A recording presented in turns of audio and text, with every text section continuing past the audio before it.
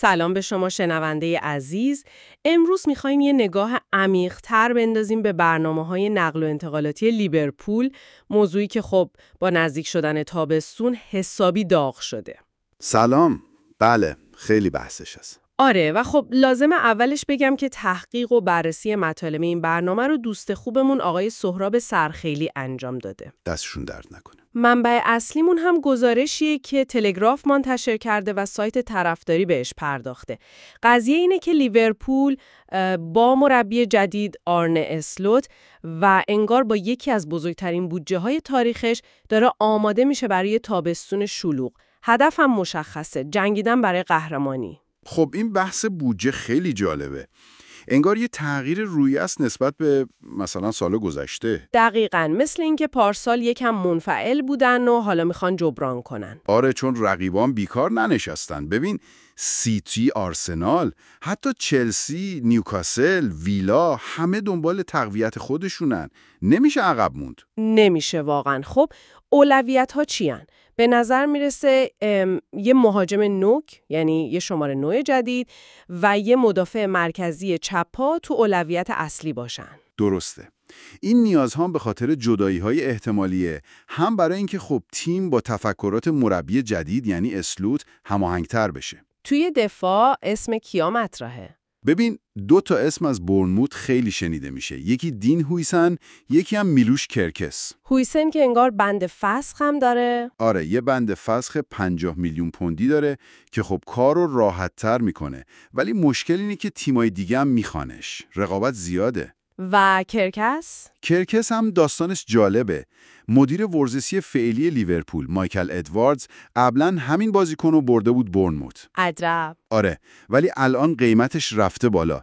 لیورپول هم فکر نکنم بخواد برای بازیکنی که احتمالاً قرار ذخیره رابرتسون باشه خیلی هزینه کنه. یکم محتاط‌ترن انگار. پس شاید اون هزینه اصلی، اون پول گنده، بره برای خط حمله؟ احتمالاً. مخصوصاً که شایعه در مورد رفتن داروین نونیه زیاده. اگه یه پیشنهاد خوب برسه بعید نیست جدا بشه. که اگه اون بره حتما باید یه جایگزین تاپ بیاد. گزینه‌ها کیان؟ الکساندر ایساک خیلی محبوبه انگار. آره، ایساک عالیه ولی خیلی سخت جذبش. نیوکاسل به رقیب مستقیم بازیکن نمیده به این راحتی. بعدم قیمتش، یعنی صحبت از بالای 130 میلیون پونده. اوه خیلی زیاده. خیلی. یعنی بیشتر شبیه یه رویاست تا هدف واقعی. یه گزینه دیگه هوگو اکیتیکه از فرانکفورته. اون چطوره؟ بازیکن خوبیه، 22 سالشه، پتانسیل داره، ولی بازم میگن فرانکفورت 80 میلیون پوند میخواد. 80 میلیون برای بازیکن 22 ساله که هنوز خودش رو کامل ثابت نکرده، یکم ریسکی نیست؟ چرا ریسکش بالاست، ولی خب شاید تیم تحلیل داده‌های لیورپول خیلی روش حساب کرده.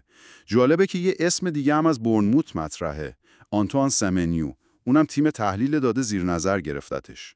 انگار رابطه‌شون با بورنموث خوبه ها؟ آره انگار. شاید دنبال گزینه‌هایی با قیمت مناسبتر و پتانسیل بالا می‌گردن. خب این خریدها بودجه میخواد دیگه. از کجا میاد این پول؟ فقط که مالک باشگاه نمیده، فروش هم دارن؟ قطعاً. یعنی بخشی از بودجه از فروش بازیکن‌ها تأمین میشه. اسم جو گومز و کوستا سیمیکاس هست که شاید فروخته بشن چون نیمکت نشینن. کلهر چی؟ دروازه‌بان دومشون؟ آره، کاومین کلهر هم خودش گفته میخواد جایی بره که بیشتر بازی کنه. لیورپول هم زیر 25 میلیون پوند نمیفروشتش انگار. منطقیه، دروازه‌بان خوبیه. بله، حتی یه شایعاتی هم هست که باشگاه عربستانی دنبال لوئیس دیاز و دیوگو ژوتا هستن. جداً؟ اینا که مهرهای اصلیشونن. آره، واسه همین بعیده. یعنی خیلی خیلی بعیده لیورپول 3 تا مهاجمش رو اگه نونیزم بره تو یه تابستون بفروشه. این دیگه ریسک نیست، یه جور خودکشیه. آره واقعاً. یه بازیکن دیگه هم هست، هاروی الیوت. وضعیت اون چیه؟ الیوت وضعیتش جالبه. فصل پیش خیلی فیکس نبود تو لیگ، ولی میگن اشلوت خیلی قبولش داره و تو برنامه‌اش هست. پس نمیفروشنش؟ باشگاه که نمیخواد، ولی خب اگه خود بازیکن حس کنه برای پیشرفتش نیاز داره جایی بره که بیشتر بازی کنه، شاید باشگاه هم درک کنه. ولی اولویت نگه داشتنشه. در نهایت اینکه چقدر میتونن خرج کنن خیلی بستگی به همین فروش‌ها داره. بودجه ثابتی هم انگار تعیین نشده.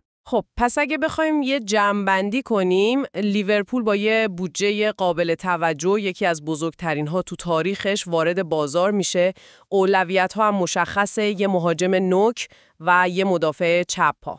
دقیقاً. اما چالش ها هم کم نیستن. قیمت ها خیلی بالاست، رقابت شدیده و خب برای اینکه بتونن خریدای بزرگ کنن باید بتونن خوب هم بفروشن. همین وضعیت ما رو میرسونه به یه سوال مهمتر شاید. چی؟ اینکه با این بازار و این قیمت‌ها و با قدرت مالی رقبایی مثل سیتی و آرسنال، آیا این بودجه بزرگی که لیورپول داره که میگیم کم سابقه است تو تاریخ باشگاه، واقعاً کافیه برای اینکه بتونن تو کورس قهرمانی بمونن و حتی از عنوانشون دفاع کنن؟ دقیقاً.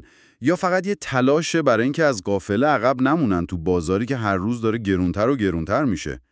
این سوالیه که فکر کنم جوابش آینده نزدیک لیورپول رو مشخص میکنه و شاید شما شنونده عزیز هم بتونید بهش فکر کنید.